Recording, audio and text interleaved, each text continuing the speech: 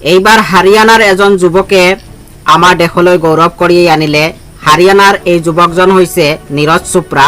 নীৰজ চোপ্ৰা হৈছে ভাৰতীয় track and field খেলুৱৈ আৰু ভাৰতীয় সেনাৰ এগৰাকী জুনিয়ৰ কমিছন বিষয়া। তেওঁ ট্ৰেক এণ্ড ফিল্ডৰ জেভলিন থ্ৰ' খেল খেলে। নীৰজ চোপ্ৰাৰ জেভলিন থ্ৰ'ৰ শ্ৰেষ্ঠ প্ৰদৰ্শন হৈছে 88.07 মিটাৰ। তেওঁ টকিঅ' অলিম্পিকত 87.58 মিটাৰ দূৰত্বলৈ জেভলিন দলিয়াই সোণৰ পদক লাভ কৰে।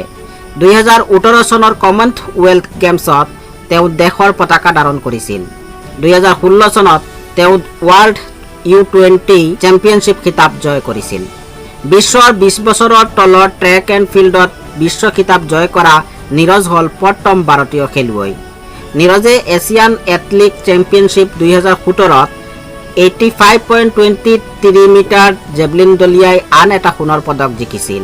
নীৰজ চোপ্ৰাৰ 1997 চনৰ 24 ডিচেম্বৰত হাৰিয়ানাৰ পানীপত জিলাৰ খান্দ্ৰা গাঁৱত জন্ম হৈছিল। তেওঁ চণ্ডীগড়ৰ DAV কলেজত শিক্ষা লাভ কৰিছিল।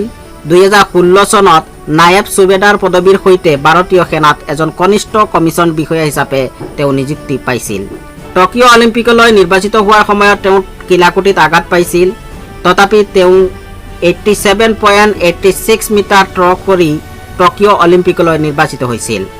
তাৰ পিছত তেওঁ 86.65 মিটাৰ প্ৰদৰ্শন কৰি অৰ্হতা ৰাউণ্ডত যোগ্যতা অৰ্জন কৰি ফাইনেলত প্ৰৱেশ কৰিছিল। ফাইনেলত তেওঁ 87.58 মিটাৰ জেভলিন দলিয়াই ভাৰতৰ হৈ প্ৰথমটো সোণৰ পদক অৰ্জন কৰে।